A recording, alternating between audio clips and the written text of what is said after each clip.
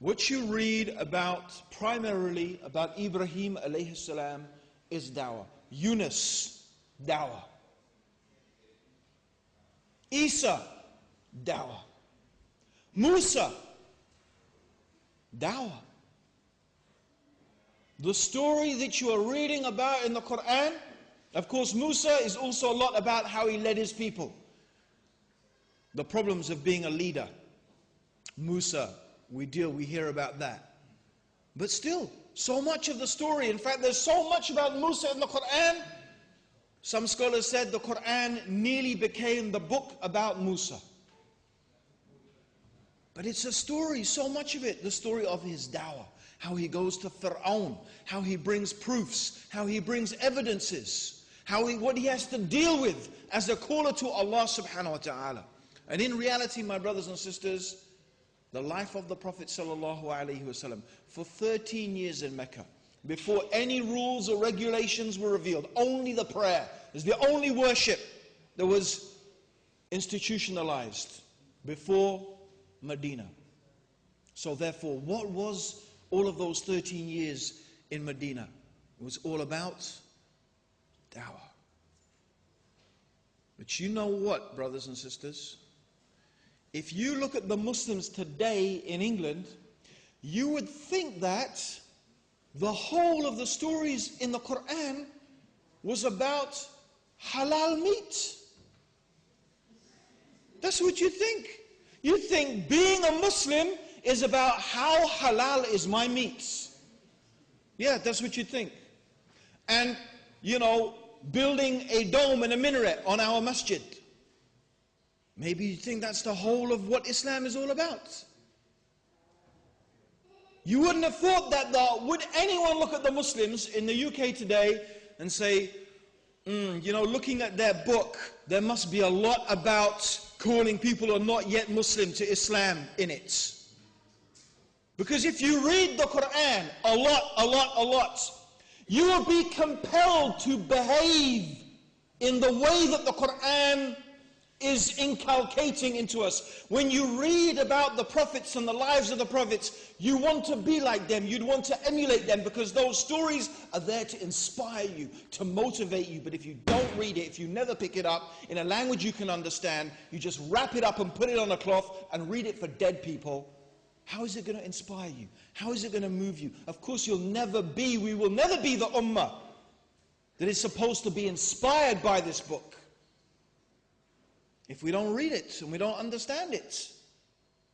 Now let me ask you another question. Isn't it true that there are no more prophets after Muhammad sallallahu alaihi wasallam? Yes or no? Are you sure there's not going to be another prophet?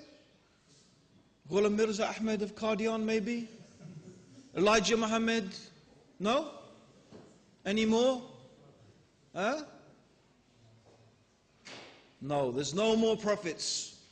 Rasulullah sallallahu alayhi wasallam is Khatam al-Nabiyyin. He is the seal of the messengers, and as the Prophet sallallahu alayhi wasallam said, I am the final messenger, and there will be no more messengers after me.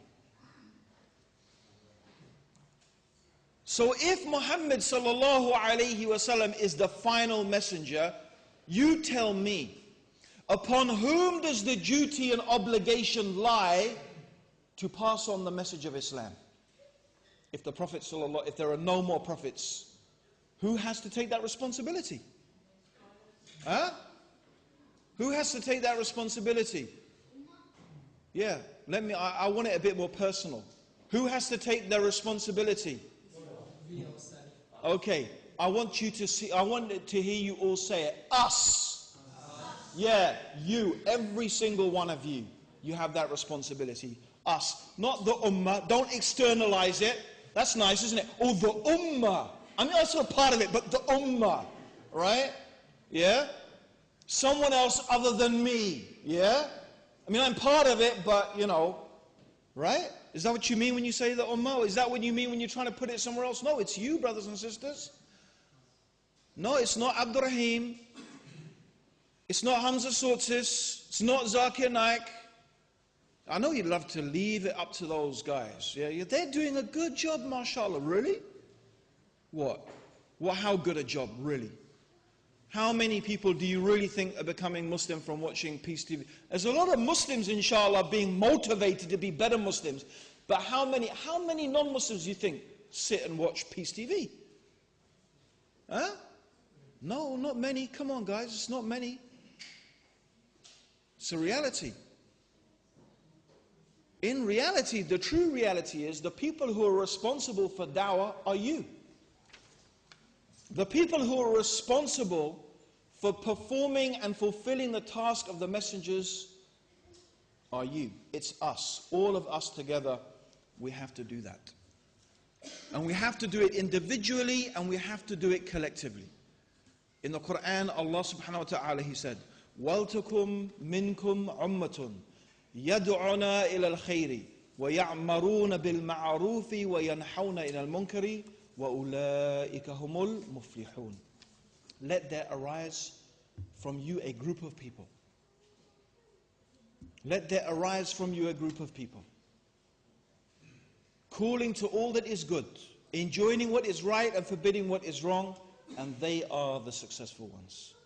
So my brothers and sisters, if we want to be from the successful ones, if we want to fulfill the vision of the Qur'an, live the spirit of the Qur'an, fulfill our obligation, and it is an obligation upon us, brothers and sisters, all of us to be callers, individually, and to have amongst us organizations or an organization or organizations who are fulfilling this task in an organized, systemized, and effective manner. That is something that is fard al-kifaya. We need to have people, individuals, and organizations who are fulfilling this role and this duty and this obligation in a manner that is truly effective and in a manner that is truly befitting this religion and that reflects the efforts and the patience and the struggles of those prophets